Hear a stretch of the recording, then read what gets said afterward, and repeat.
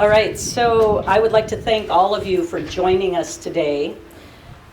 I'm Gloria Betcher, Mayor Pro Tem for the City of Ames. Unfortunately, Mayor Hala was not able to join us today. He's just at the end of his visit to Japan for our sister city's 30-year commemoration. Before we get started with this momentous event, I'd like to recognize the elected officials in the audience. I know that we have State Senator Herman and I see Council members Bronwyn Beatty Hansen and Anita Rollins, and I think that's it for Council. Are there any other elected officials that I've missed? We'd also like to thank President Wendy Winterstein of Iowa State University, hiding in the back there, and recognize our special guest, Christopher Hart, who is the great-nephew of James Herman Banning, who we will be talking about shortly. So in October of 2017, we gathered here to celebrate the opening of the new Ames Municipal Airport Terminal building, which you can see behind me. We return today for a different celebration with historical significance: the renaming of the airport for flight pioneer and former Ames resident James Herman Banning, who was an integral of Ames' rich, though perhaps not well-known, aviation history. I'll try to give you only a very brief 35,000-foot flyover view of that history before turning over the podium. As far back as the 19-teens, residents of Ames had caught the flying bug. Nita Snook Southern, the first woman to become a licensed pilot in the state of Iowa, was one of those residents. Nita graduated from Ames High School in 1915, attended Iowa State College, completed flight training in Davenport, Iowa, Vermont, and Florida just before the U.S. entered World War I in 1917. Although she didn't receive her official pilot's license until 1920, and I think Chris is going to correct me on when pilot's licenses were first available, she was certified to teach, and she continued her career after war service as a barnstormer, aerial advertiser, flight instructor, and for a time, operator of a commercial airfield. While training pilots in California, Nita taught Amelia Earhart how to fly. James Herman Banning, who studied electrical engineering at Iowa State College, came to Ames shortly after the end of World War I.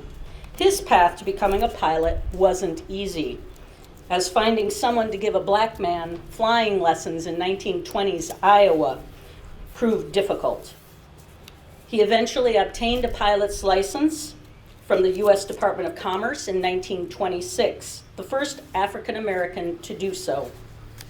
Banning soon closed his Ames auto repair shop and moved to California to become a pilot for and vice president of the Bessie Coleman Aero Club, which taught African Americans to fly. In October 1932, Banning made history a second time, becoming the first African American pilot to complete a transcontinental flight with mechanic Thomas Cox Allen also on board. I won't say more about Banning at this point because you'll hear a little bit more about him shortly from his great-nephew, Christopher Hart. What is notable, however, is that seeing Banning fly inspired Frederick Douglass Patterson, Banning's apartment mate in Ames, and also the future president of Tuskegee Institute and a Presidential Medal of Freedom recipient, to start a commercial pilots program at Tuskegee and later to establish the Tuskegee Airmen. Banning had confirmed for him that African Americans could succeed in the air alongside whites. While these flight pioneers fought against gender and racial barriers in their efforts to take to the skies, the first Ames airport came about a little more easily. It wasn't built until 1924, however, too late for Snook to take advantage of it. The airport was built on the bottomlands east of the Skunk River on the south side of Lincoln Way by brothers Joe and Wilford Gerbrocht, operating as the Gerbrandt Aeronautic Corporation. The so-called airport was little more than a field with dirt landing strips. Soon after Joe left the aeronautic partnership, Wilford Gerbrandt in 1928 moved the airstrip to a leased parcel of land about a mile south of Ames on the east side of South Duff, which is roughly east of where we stand today, and which was at that time known as the Jefferson Highway. Fast forward to 1943.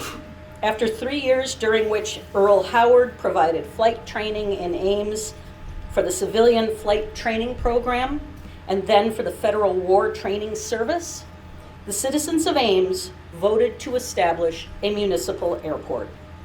In the beginning, the Ames Municipal Airport had only 2 turf runways. Since then, 2 paved runways, numerous aircraft and hangars, a modern terminal, and several other additions have contributed to the growth of this valuable resource in our community. This history formed part of the backdrop for the book Ames, which my husband Doug Biggs and I wrote for the Ames Sesquicentennial in 2014. Herman Banning, which is how he was known here in Ames, for years had been one of my touch points for aviation in Ames. In the fall of 1922, I'm not quite that old. In the fall of 2022, a reporter for the Iowa State Daily asked me, thank you, what I would like to accomplish during my 3rd term on City Council. Thinking about the ways in which the City Council has been working to create a more inclusive, equitable, and welcoming community for all residents, a vision I highly value, I suggested that one thing we could easily do would be to rename the Ames Municipal Airport after James Herman Banning. He was a nationally recognized pioneer of flight, a man with ties to Ames and Iowa State, and he also happened to be an African American. This seemed like a way to call more of our residents into our community history, as my council colleague, Anita Rollins, put it. Because of my off-the-cuff remark to the Daily, I was contacted by Louisa Jagger, author of a Banning biography for children, Sprouting Wings, and director of The Greatest Stories Never Told, a nonprofit dedicated to inspiring the next generation through real-life stories of minority and women heroes that make a lasting impact in STEM fields.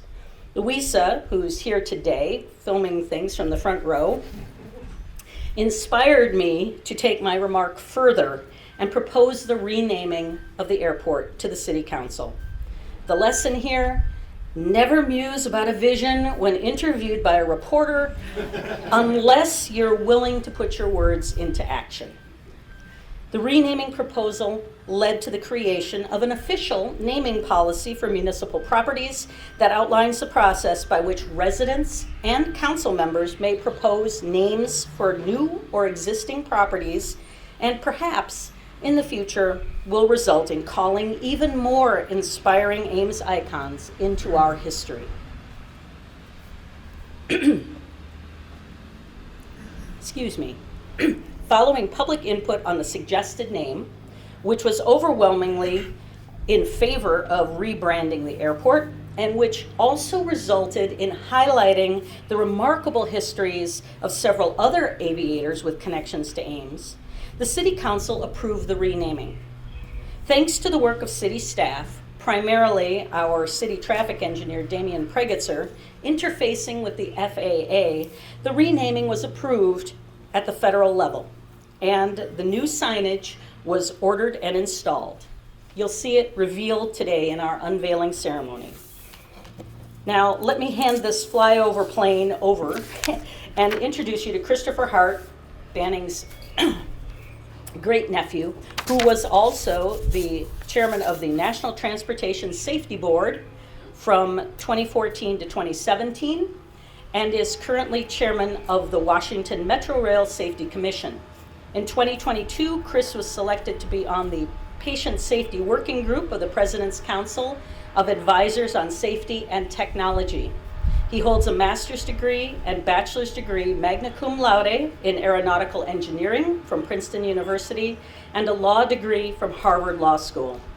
He's representing the Hart family, including his brother Philip Hart, who has kept Banning's legacy alive from when few knew his name to today.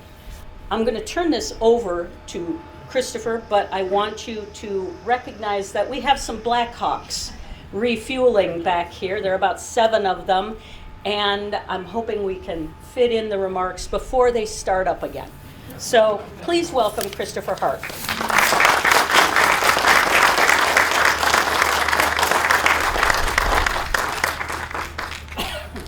Thank you for that very kind introduction.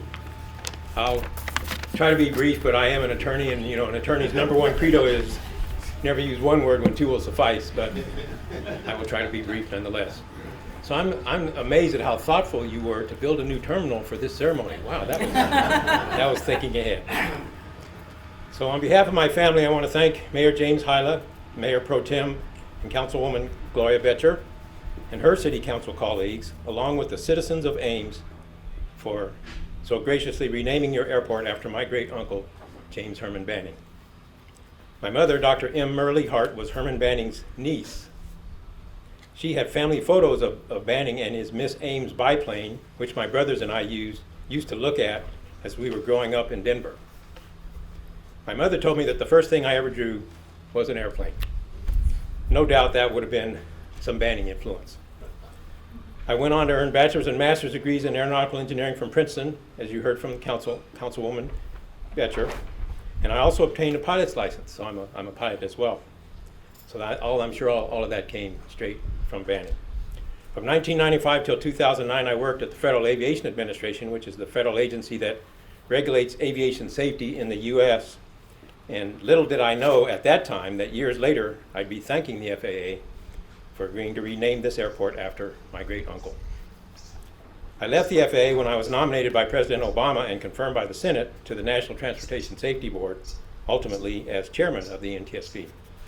For those of you who may not know, the NTSB is the federal agency that investigates transportation accidents to determine the cause and then makes recommendations to help prevent recurrences.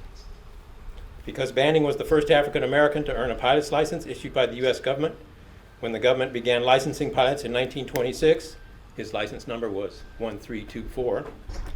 And because I was the first African American chairman of the NTSB, I enjoyed the privilege and the honor of following in Banning's first in aviation footsteps as well. To provide some historical context, the U.S. began licensing pilots in 1926 because many pilots returning from World War I earned a living by doing what they did best, which was to fly. And what they did was they flew in the form of, as you heard council members say, barnstorming. Their barnstorming involved dazzling the crowd with loops and rolls and spins and other aerial stunts, and it also involved taking passengers for rides. Unfortunately, those pilots weren't always careful enough, and all too often their lack of care resulted in injuries and fatalities. In response to an unacceptable number of aviation mishaps, including barnstormer mishaps, the federal government began regulating flight safety in 1926. James Herman Banning was the first African American to earn a pilot's license under that new federal regulatory regime. Banning followed in the footsteps of 2 other African Americans who previously obtained pilot's licenses, but their licenses were issued by the Fédération Aéronautique, which is a French aviation organization, before the U.S. government began licensing pilots. Emery Conrad Malick obtained his license in 1912. Imagine that, only 9 years after the Wright brothers. And Bessie Coleman, yes, one of those 2 was a woman, obtained her license in 1921. You're going to hear more about Bessie Coleman later in my remarks.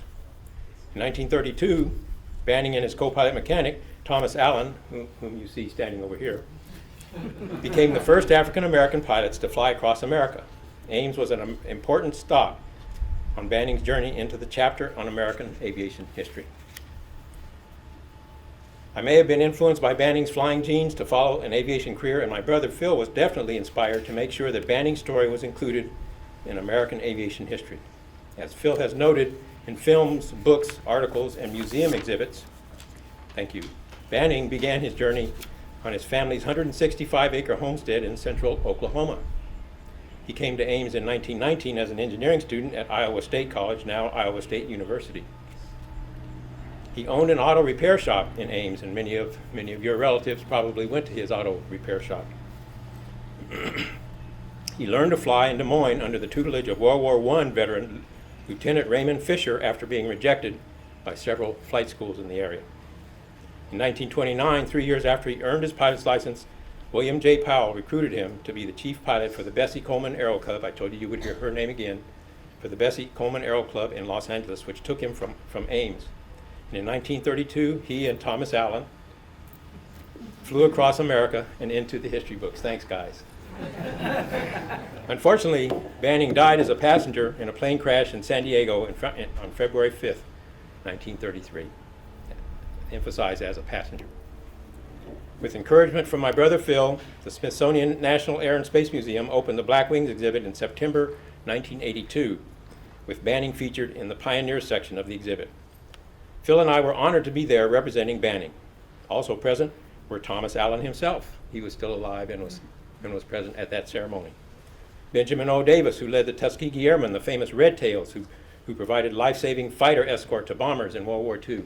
He was there.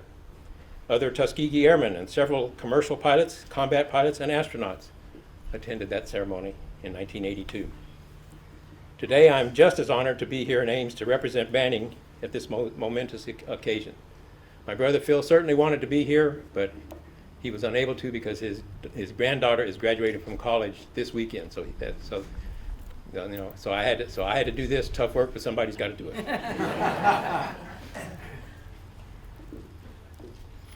When Phil and I were growing up in Denver, there was no information about Banning in our school library or in any of the public libraries. Phil's efforts were instrumental in filling that information void by helping to ensure that children and adults can learn about Banning and his peers via books, exhibits, plays, podcasts, films, and articles. Louisa Jagger's stage play, which you can see this afternoon, thank you, Louisa, and her children's book are testaments to this fact. So Ames played an important role in all of this, and thus we are all here today to dedicate the James Herman Banning Ames Municipal Airport. Thank you, Ames, for the role you played in aviation history and for embracing my great uncle, James Herman Banning. Thank you.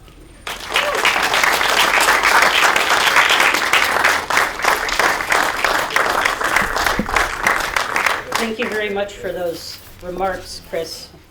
We really appreciate you being here. It's unfortunate that Phil couldn't make it, but those wonderful family events take precedence. He sends his regrets. Now I hope my life insurance is current. We've given very detailed instructions on this. So out and over, huh? Yes. Wish me luck, guys.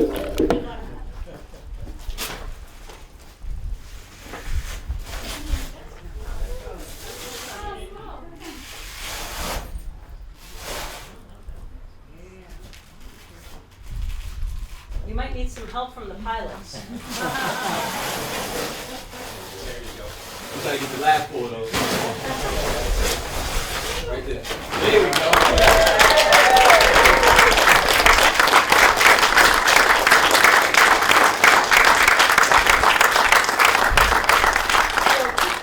go. We'd like you to join us in the terminal for refreshments, as you might have seen if you were in there already, and to view the new history wall that was designed by Discover Ames with materials provided by Ames History Museum. I keep wanting to call it the Historical Society, but I'm old, I guess. So our local Convention and Visitors Bureau has had a hand in commemorating not only the history of James Herman Banning, but also a little bit of the history that I mentioned earlier, including Nita Snook Southern and Frederick Douglass Patterson, as well as Hartley Hap Westbrook, who some of you might know from Hap's Air Service out here at the airport for many, many years. This afternoon, there are going to be Juneteenth activities. The Ames Story County Juneteenth Festival will be continuing at Bandshell Park from noon to 4:30. And you can watch these gentlemen over here, who are standing in their vintage flying gear, perform a play about Banning's transcontinental flight on Golden Wings at 2:30 p.m. at Bandshell Park. So we are grateful to Louisa Jagger and Kevin Mambo, Jantique Oriel, and Lamar Cheston for bringing Bannock to life for us.